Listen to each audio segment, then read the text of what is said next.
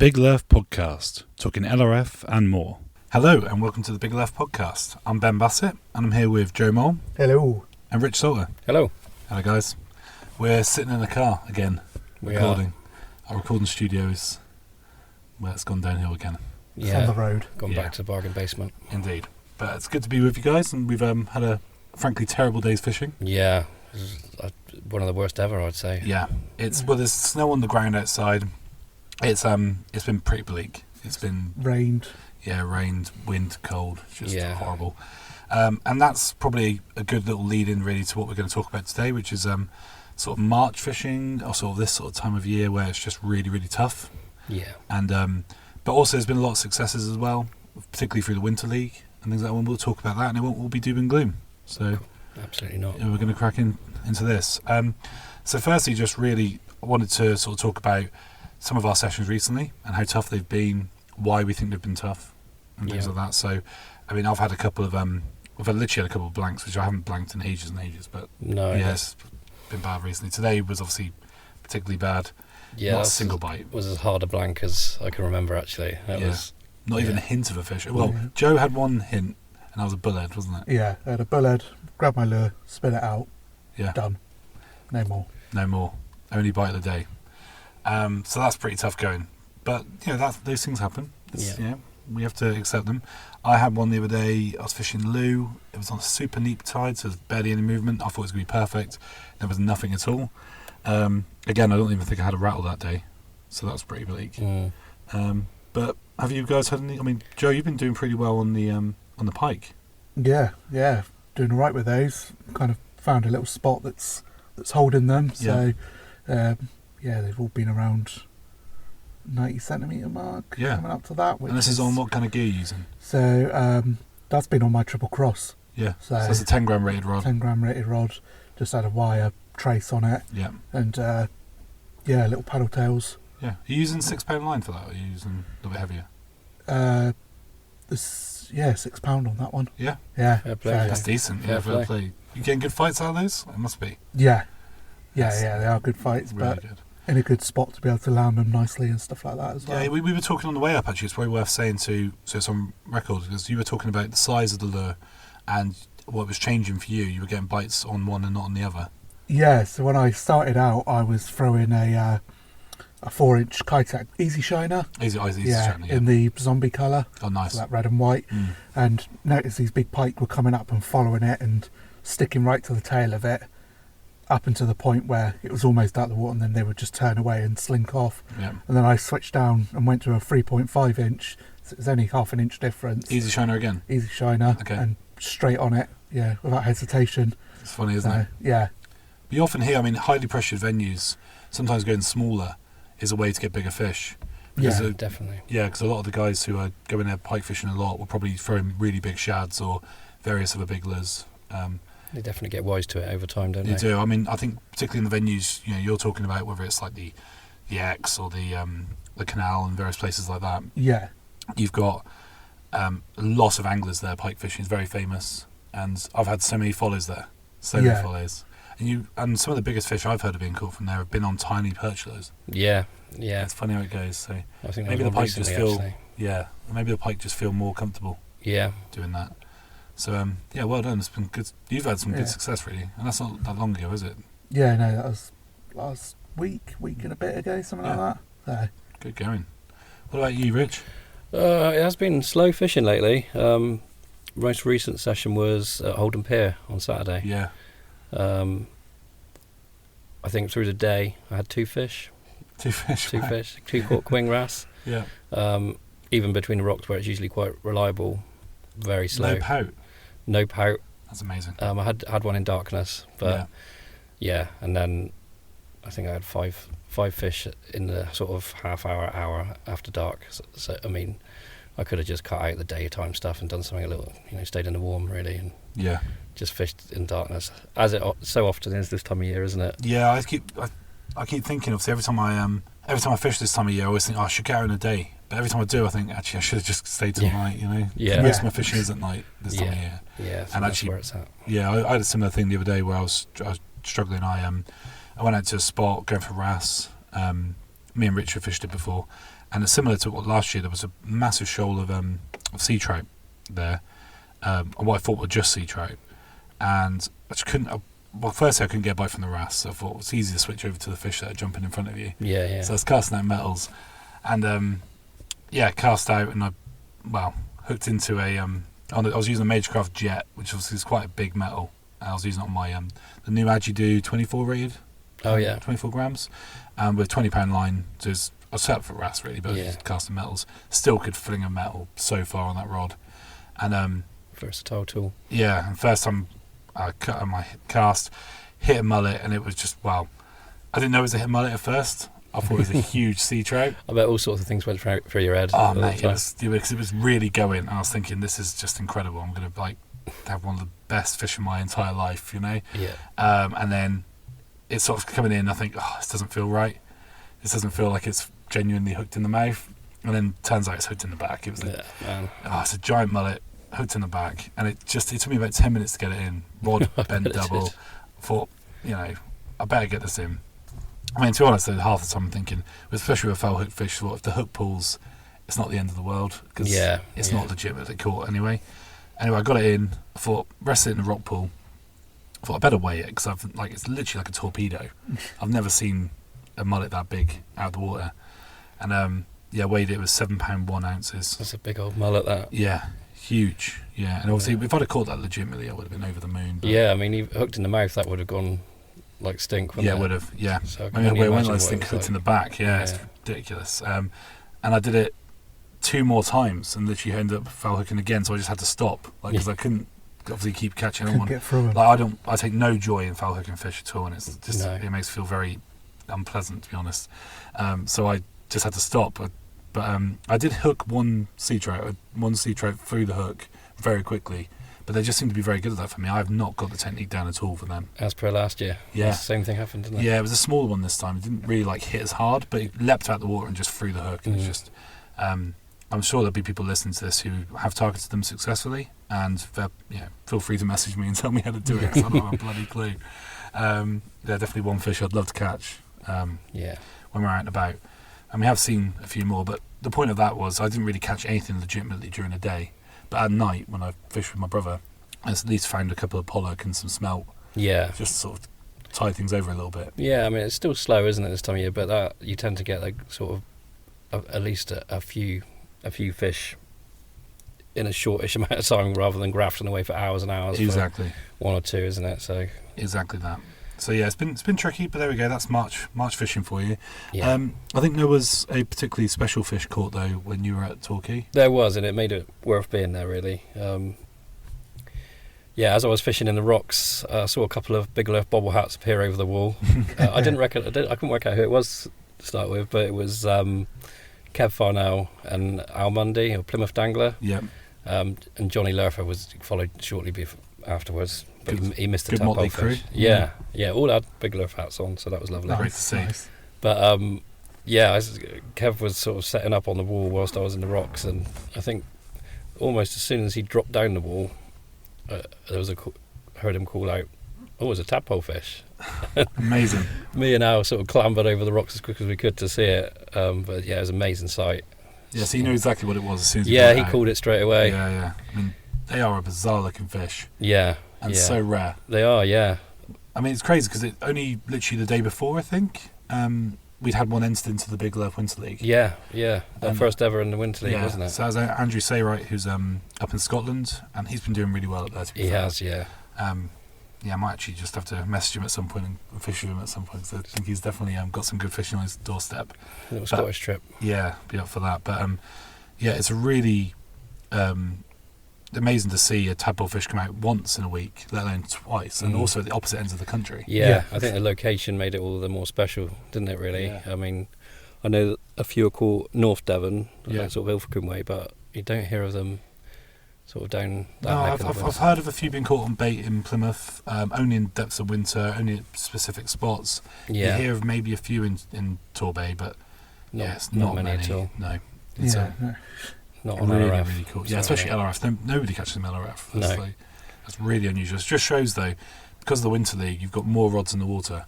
so there's more chance of these things happening. That's it, yeah. You know, we are seeing some really unusual catches. I mean, we're going to try and sort of break it down in an article and go through all the different species and stuff that we've had, but it's really amazing to see. It is, yeah. Yeah, and we'll talk about the Winter League in a bit about that. But that's tadpole fish 2 coming out in a week is amazing to see, and well done, guys. Yeah. So yeah, Andrew really and special Kev, catches. yeah, congratulations for both of those, because they are. You know, if I caught one of those, I'll be talking about that for years. Yeah, too right. So yeah, no, good on them.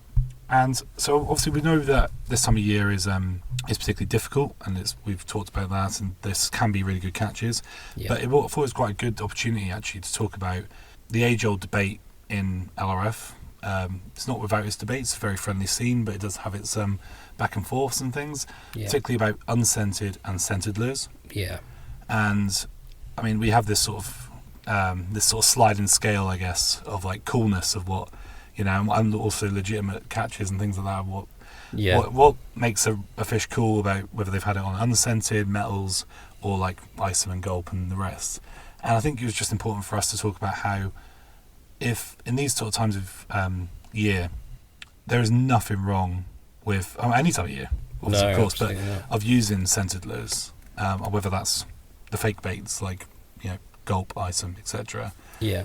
And but I wanted to sort of talk about your experiences, both of you, really, with that. Is that something you think about at all? Is that something that you really care about? Yeah, it's hard not to, isn't it? Obviously when we're all so passionate about LRF, and there's definitely a sort of underlying debate, or, you know, some people think it doesn't have a place in LRF. Yeah, we were talking about gulp and isom there. Yeah.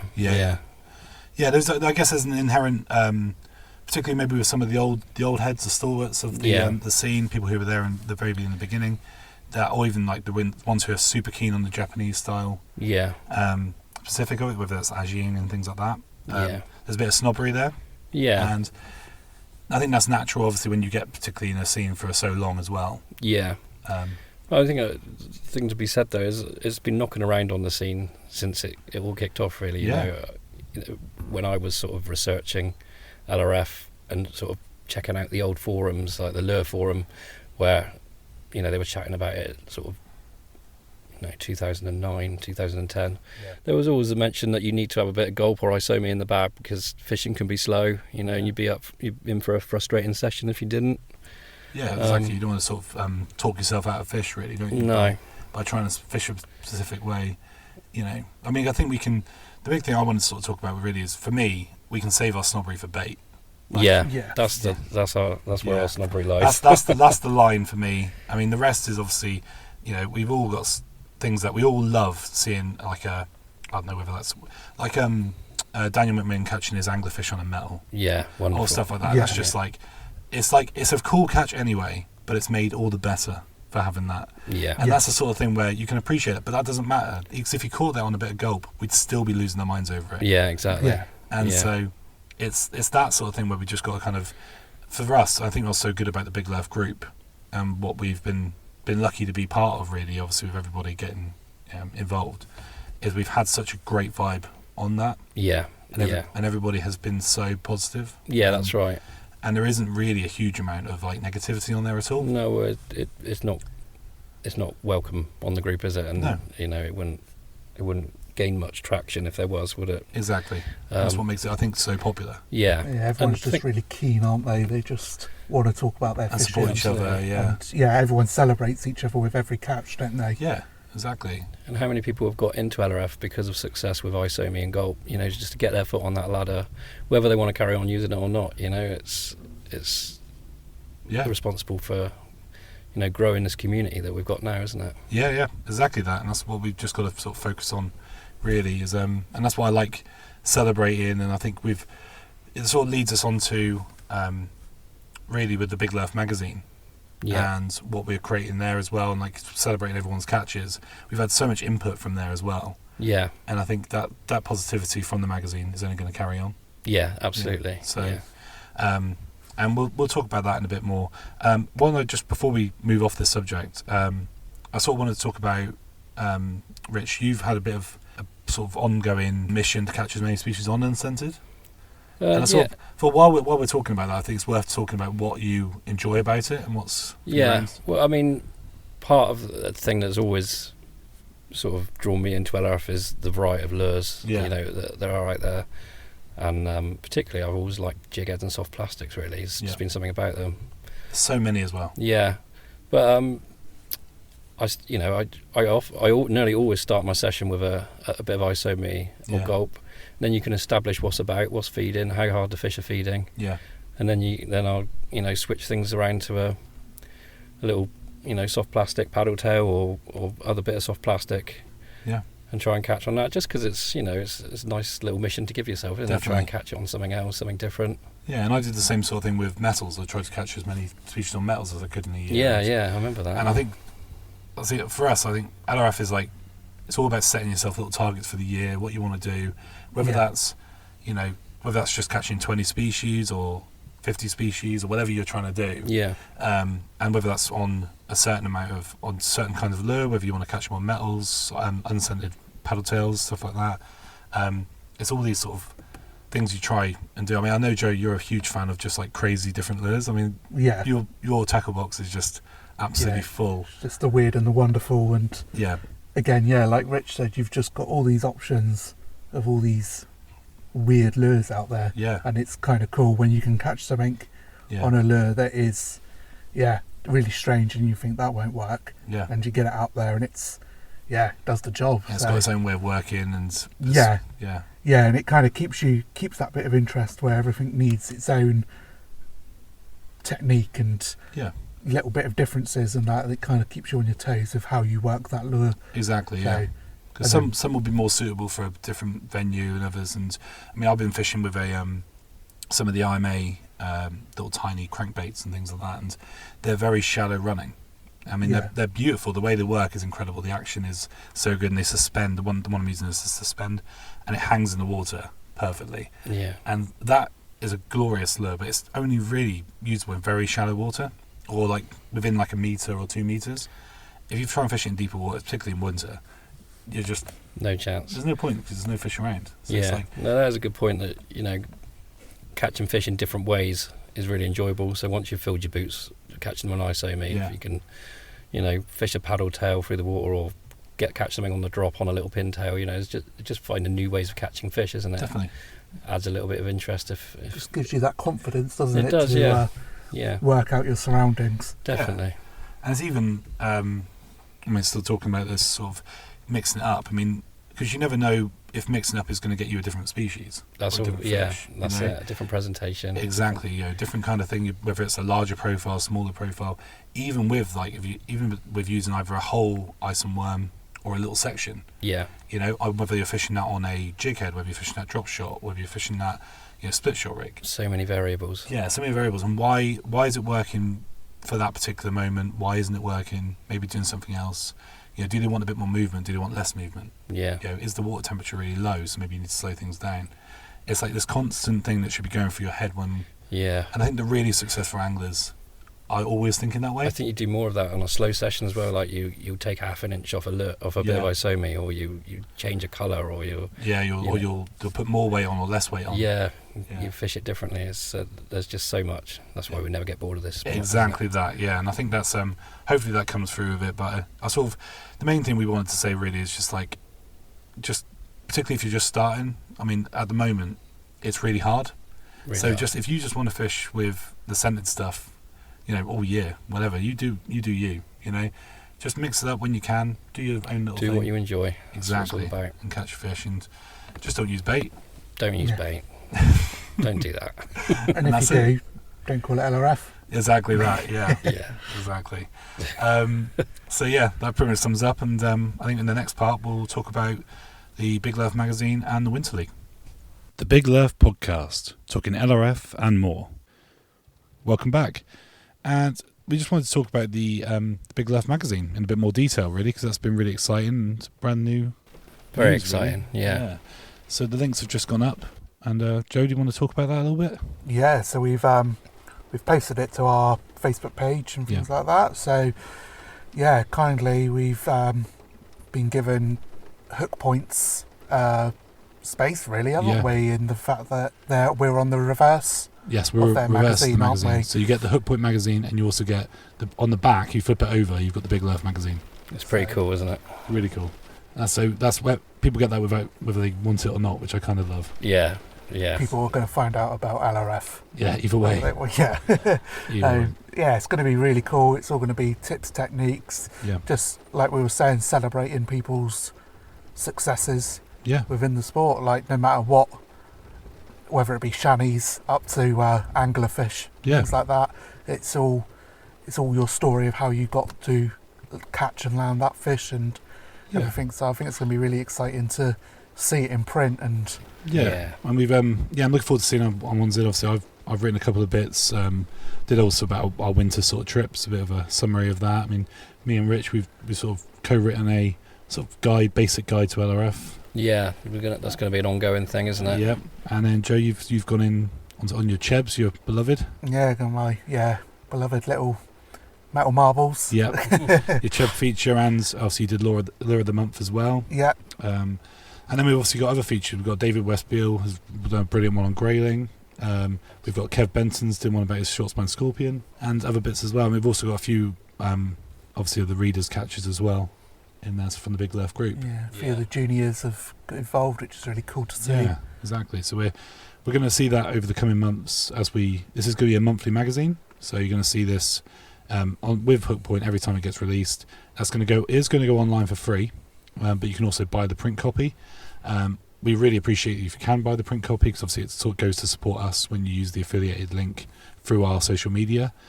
Very important for that reason that you go through that link if you want to give us your money, which is very kind of you. Yeah, it just helps us. It helps us massively, hugely. More, doesn't it? Exactly.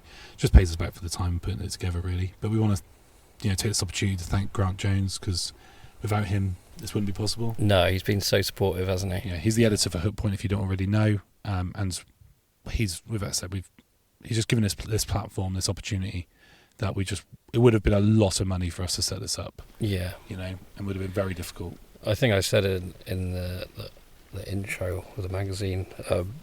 It's basically turned we just threw an idea up there, didn't we? And he's turned it into a reality in a really short space of time, hasn't he? Yeah, we went from talking about it within like a month and a half, it's been made a reality. Yeah, it was when we was on our way to Hartlepool, wasn't it? We kind of was discussing it, and it says it's been really, really amazing. I mean, the Big Lerf ride so far, what you've been on in the last 3 years or so, has just been amazing, and it feels like the magazine is just like taking it to another level. Yeah, definitely. And who doesn't like seeing their pictures in print? And there's so many of everybody in the Big Lerf group. So many of their photos are going to be in there. Yeah, I think that's what we want it to be, a group sort of effort, really, isn't it? And it's all about the community. Yeah.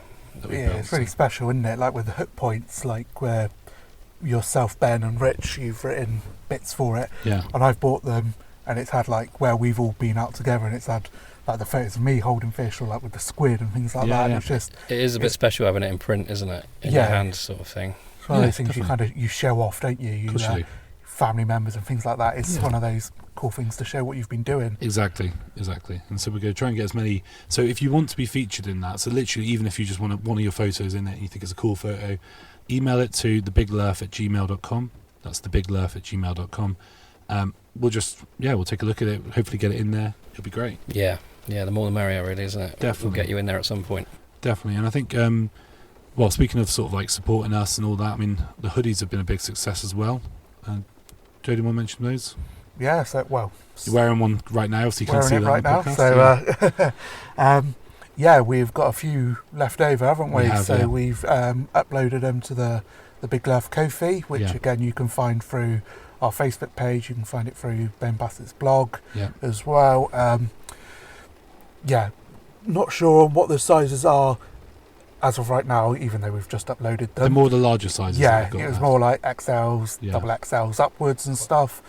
Yeah, quite a lot of larges, I think. Yeah, larges in grey, I think, as well. Yeah, greys and blacks. So obviously we'll have the link posted later today as well. So have a little look on there, because personally saying, I think they're very cool. Yeah, no, exactly. They've done really well. Loads of people were interested in them. I think we were really happy with that, and seeing people wearing them is the best. Yeah, it is. We love seeing catches. So again, more catches with you wearing those. That's brilliant. Love that. Yeah. Thank you everyone who's got a hat, got a hoodie, everything like that. It's we squeezed really you hard over the last couple of months, so we do appreciate it, don't we? Yeah, definitely. And if it wasn't particularly for it being colder months, we probably would have spaced out a little bit more. But, between the t-shirts, hats, and hoodies, we've a lot of people have actually supported us hugely. Yeah, probably have the full set. Yeah. So we really appreciate that. It's tipping down rain now, and so if you can hear that on the recording, that's what's going on. Hopefully you don't mind the ambient noise. That sums up partially the conditions we've suffered today, doesn't it? Yeah. Sums up March fishing, doesn't it? Yeah, exactly. But cold and wet. As Joe said before, people pay for this and listen to the raindrops. Yeah. So hopefully you're enjoying it. It's not making you want to go to the toilet. We could give you a few seconds silence and you can just loop it and that's it. But speaking of nicer weather, hopefully, would be the fundraiser. Yes. So we've got the fundraiser coming up in July, which obviously we talked about a few times. Last year was one of the hottest days of the year. Oh, it was a proper scorcher, wasn't it? Yeah. It probably will. I doubt it will be like that again, but who knows? Be a lot nicer than what it is currently. Yeah. But I mean that's coming up. The tickets are on sale via our Ko-fi, so if you can just get on there and have a look at that. It's all for charity for Tackling Mines, and so not a penny. We don't get a penny of that. It all goes to Tackling Mines. Great cause. And you get a free T-shirt as well for entering. Free Not Guilty press. So that's exactly the same quality T-shirts as we've been selling. So the same they are really good quality as well, aren't they? Yeah, they're really good. And how many tickets have we sold roughly? Well, I think 22 now. 22, yeah. So we've got 22 entrants. We've got 5 juniors, I think. Yeah, 5 juniors. Yeah, so the juniors go free this year. It's optional whether they want to donate or not. We didn't want to sort of try and really encourage the juniors. And I think, like we said before, this would be a really good opportunity to you get yourself a ticket if you're an adult, and then bring a junior along. Yeah, definitely. Fish with them. It's just a really nice opportunity to fish with. And we've got a good bunch of juniors that are going to be there, aren't we? Then they'll I'm interested to see the competition between them this year. Yeah. Because a lot of them have been talking over social media. May even have the opportunity, like Roscoe from the Isles of Scilly and stuff. Like, being able to fish with each other is going to be a different thing entirely. Yeah. But they all help each other out as well, though, don't they? Yeah. Which is lovely to see. Yeah, so it'll be really interesting to see how they get on. But I mean, we're really looking forward to that. It's obviously one of the highlights of our year. And just if you could, get down. It's in Plymouth, same place, exactly the same pretty much as it was last year. But we're just great to get you down and have a great day's fishing, really. Yeah, in good company. Yeah, it was a good day last year, wasn't it? Good. And so really from that we'll finish up in a minute. But so what for you guys? What are you looking forward to? The season, obviously nicer weather, I guess. Yeah, right now, nice weather. Yeah, looking forward to some warmer weather. I think we can expect the saltwater fishing to be slow for the next month or two, can't we? Yeah. I think I'll probably do a bit of freshwater actually. Yeah. Get on the trout when that season opens. Yeah, I want to get on the trout a bit more. Yeah. Get some nice ones. I mean, it's not something I do a huge amount every year, but I do enjoy them. We've got some decent little streams and rivers around here, and Avon Dam is a nice one for wild brownies, so probably do a bit of that. But it's always hard to resist that pull to the ocean, so I'm sure there'll be some. I find that really hard too. Obviously, especially living in Plymouth, I'm so close to it, so it's just there staring me in the face most of the time. Yeah. But I mean, do you have any targets this year? I mean, Joe, do you have anything at the moment? So what I'm looking forward to is going into season. Of course. So, just hope we get a good run of them come through again. And just, again, experimenting, just weird lures, getting out there and seeing what will take them. So, that's it with me. They're just good fun fish. So anything you missed out on last year that you really want to catch this year? Either of you? Do you know what? The shore clingfish has been one that's really bothered me for a few years now. I'd really like to crack that this year. I mean, we'll talk about that. What just so people don't know what a shore clingfish is. So there's a little rock pool. Well, I say it can be caught from harbours and things, but generally a rock pool dwelling fish lives on the underside of rocks, doesn't it? Yeah. Suckers itself onto. Otherwise known as the Cornish sucker. Yeah. I know you've caught a few, haven't you? Yeah, I've caught a few. I haven't caught a few. I'll tell you what, it's because I don't enjoy fishing for them. Like I love catching them. I think they're amazing looking fish. I think they're one of the coolest things we have. But like the actual act of fishing for them takes such patience and it's quite a unique method you use to fish them, isn't it? Yeah, you're just trying to literally going in the rocks and the rock pools, and someone just turning over a few rocks trying to find them. So actually finding them first and then coming back to them. Yeah. Quite often I'll just go literally turn a rock, see if they're under there, put them back, and then just try and go leave them for a good 5-10 minutes, and then come back. Yeah. In warmer, I think when it's warmer it works better. When it's colder, they just switch off. Really bleak fishing. Yeah, again. It's hard. Yeah. Well, it's funny because me and my brother Ollie, who's been again doing really well in the Big Lerf Winter League, he wants to go and he had a Connemara clingfish, which is a bigger species. Sorry, of clingfish. A little bit more often found in deeper water. Yeah, ones that probably turn up sort of off harbours more often, aren't they? Yeah. So he had one of those. He really wants to get a shore clingfish. We're going to go try and rock pool this weekend, but looking at the weather, I think we're going to really struggle. It's going to be really difficult, so probably not going to do very well on that. But hopefully they'll get an opportunity to pick one up. It'd be really nice. Yeah, that would be cool. But yeah, the Connemara is such a cool fish. I mean, you've had one, Rich? One from Bricks and Breakwater, just fluked one out from between the rocks. Yeah. Will Birch had one before Christmas, actually, or at the end of the last year. Yeah. From It Brixham again. was in the Winter League, wasn't it? Yeah. Yeah. So they turn up a little more often, but that is literally the only clingfish I've ever caught. So love to get one of those this year. Just sort of add a little bit of it'd be really good. Yeah. Yeah, I'd love to get more clingfish the better, really. I like them. Yeah. They're really cool. Yeah, Joe, you ever had one? I've not. No. One of those. Yeah, one of them would. Any of the clingfish species would be really cool. Do you get any around if you turn the rocks over at Dawlish? Do you get any? No, I've never seen one. Interesting, isn't it? Yeah. Yeah, but some places you'll go in there absolutely teeming with them. Yeah, we get a lot of butterfish though. Yeah. So I'm hoping this year. I was looking back through my photos from last year or two where I was just rock pooling, just flipping over rocks when I was down with the dogs. Yeah. And I think it was around this time last year I was finding tons of them down Dawlish Beach. So I'm hoping to get out soon and try and well worth taking one of those off. That'd be a cool one. Yeah. Because there's been a few caught in the Winter League, hasn't there? It has, yeah. Yeah, which has been good to see. Yeah. Because they're a tricky fish. I think they're a particularly tricky fish to handle by the looks of it. Just to even... They're slimy and spiky, I think. Very small mouths as well, have they? Very small mouths, upturned mouth. Yeah. No, they're really really interesting. I think that's one, again, that'll be on my list. I'd love to catch that. Have you got any other targets this year? Like I said last year, for me it's the greater weaver or cool. turbot as well. Yeah. I had a little turbot last year, but it's not. I want a slightly bigger one. Yeah. So I've got the reason why I wanted the 24 rated Adjudu really was for that reason. Is because it's 8'6". It's really good for whacking out a metal or a Carolina rig. Right. For getting some distance. Yeah. And I think from the sort of Cornish marks that you need to fish for these fish out onto sand, you need to be able to cover the ground. Yeah. You need to just get right out there and bump it along the bottom. And so I'm going to try, as long as the conditions allow, to get out and do that a few times, but try not to kill myself to the rocks. Certainly some treacherous marks, isn't there? Special place, haven't you? I have, yeah. I really want to fish that again. I thought it was a really cool place. Interesting mark. Yeah, even though we didn't get the target, we ended up with Corbyn's, didn't we? Yeah, Corbyn's sand, yeah. So, again, I feel like if we try it again, you never know what's going to come out. No, just let's pick a nice dry day, shall we? Definitely. It has to be dry for at least 24 hours. Definitely. Yeah. That's we'll do that for sure. That's my target. But again, I'd love to catch a bit more bream. I love bream. Yeah, they're great. Yeah, whether that's coaches, black, gilt heads, any of those. Yeah. We all set our little targets at the beginning of the year, and we want to do that.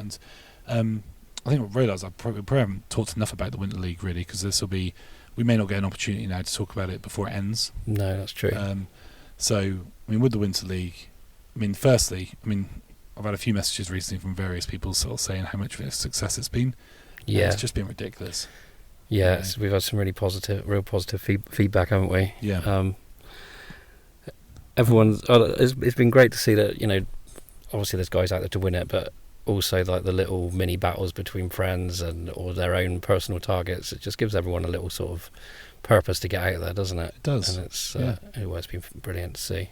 Again, those meetups have been like I wouldn't say unexpected, because that's what LRF is about, isn't it? Especially the Big Lerf is all meeting up, but the meetups have been huge this year. They've been almost weekly with people. Yeah, there's a big, huge social side to it. The Plymouth scene is rocking at the moment, isn't it? Yeah, there's so many times I obviously I live in Plymouth, just walking down and going for a drink with my wife, and I'm literally seeing Lerfers everywhere. Yeah, and it's just so good to see. Yeah, that's great. We haven't seen that in years. There were times. I think it's easy for us to forget that there were times where it's literally I felt like maybe me and Morris were the only people doing it in Plymouth. Yeah, you know? Maybe age as well, but like there wasn't many. It's been similar at Brixham. Like I didn't see another Lerfer for years, and now it's quite unusual to go there without seeing one now. Yeah. It's really turned it round. It has, yeah. And I think the Winter League obviously has driven people on to just go and fish when they absolutely would not have. Yeah, yeah. And they've done the hotel trade somewhere. That's good as well. Yeah, Lots of people coming down and staying, you know. Yeah, definitely. The amount of people that have travelled up to Hartlepool. Yeah. And Hartlepool's just been put on the map. Yeah. It's just crazy. It is an LRF destination now, isn't it? Yeah, Hartlepool. Bit of a mecca, I'd say. Yeah, it's had a real good load of us up there. Yeah, well, exactly. Well, for us, we thought we were crazy going up there, and then everybody's. I mean, Will Pender, worth talking about him. Oh well, yeah, yeah, because we haven't. I mean, obviously, we've talked about a lot of Pender on this podcast, and hopefully, we're gonna in the next podcast will be me interviewing him. That's my aim. Yeah. And obviously, he's just a legend, but like he's just gone mad on this one. He just he said he started off doing his typical thing, saying he doesn't care. And then he's on 48 species as we speak. And he's just started cracking into the freshwater. Yeah, and he's nearly in double figures on that. Nine on freshwater. Yeah. So obviously that's just obviously well over 50 species altogether. Yeah. And that's just this year, I think. It's not even probably he didn't even do much in December. No, he was quite late to really get stuck into it, wasn't he? He was, yeah. And he went all the way up to Scotland and then drove down to Hartlepool and then fished some other places on the way back as well. Yeah.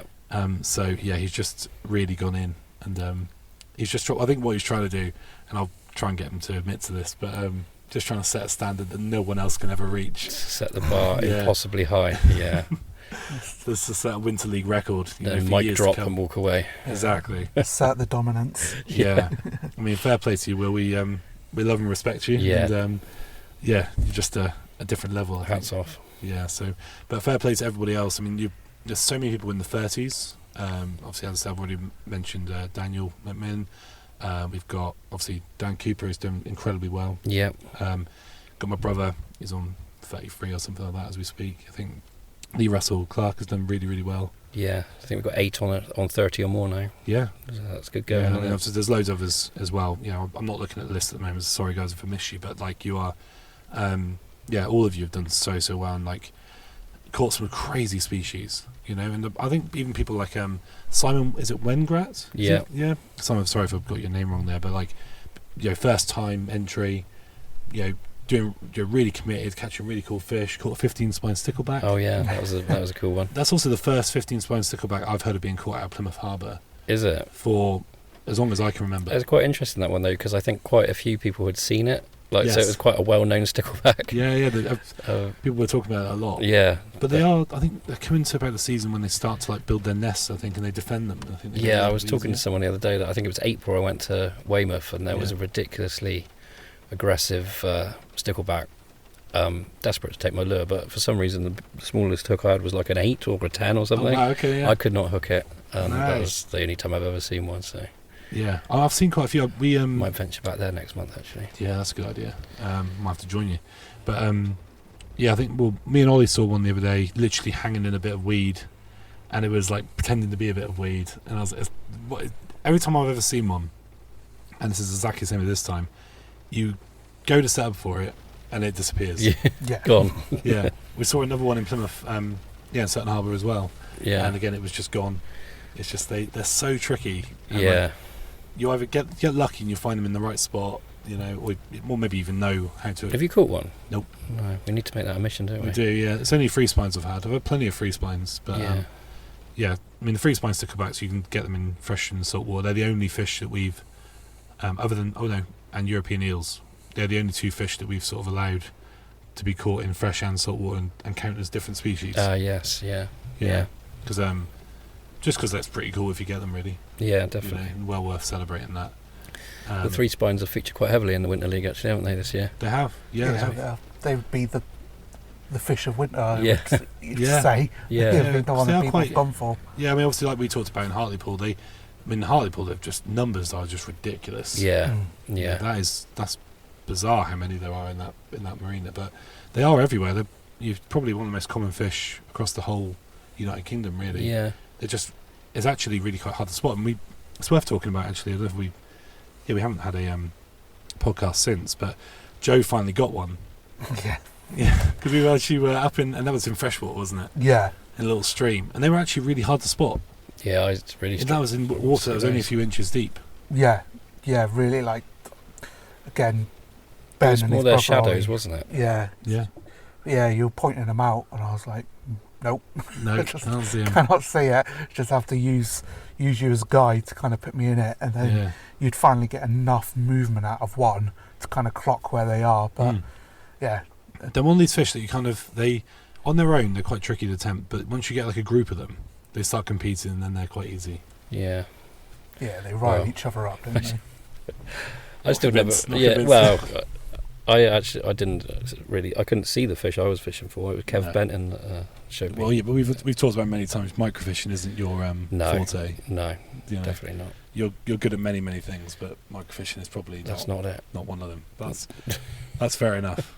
But it's I think the microfishing actually is. I was speaking to Simon at Osborne and Crag, and sorry for just rambling here at the moment, but I was speaking to Simon at Osborne and Crag, and they were talking about the amount of species that are being caught now, just because the IDing has got so much better. Yeah. And like people just know, and also because we're using the tanks and various things like that, like people know what they're going for, and people are really keeping an eye out for like a tiny fish. Yeah. Because they know that potentially that's another species. Yeah. And that's a big addition, I think, to. Definitely. Yeah. I mean, you look at it's worth talking about Will Pender. He had a great little session down in Falmouth, didn't he? We had this really good picture of the box, which is absolutely full of just species. There's like Dover sole. Yeah. There's like a great pipefish, top knot. It's like a Lerfer's wish list in a box, wasn't it? It was. Yeah. You managed to catch all of them just by sight fishing. Yeah. And going really, really small, and it just shows what can be done. Yeah. For ticking off species, that's probably the best way to do it, really. Yeah, definitely. So so obviously by the next time probably we do a podcast together, we'll probably be saying about the results of the Winter League. So so thank you guys anyway. Best of luck for the last sort of running. Yeah, good luck. Good luck in this terrible weather. Keep pushing. Final push. You're in the last sort of legs of it now. And yeah, we're really, really proud of you all. You know, hopefully it doesn't come across patronising, because we don't mean it. It's really, really good. Yeah, no, it's been fantastic. Yeah, and we're just so happy for you all at the moment. So, thanks for listening, and we'll catch up with you soon. Cheers. All right, cheers. The Big Lerf Podcast, talking LRF and more.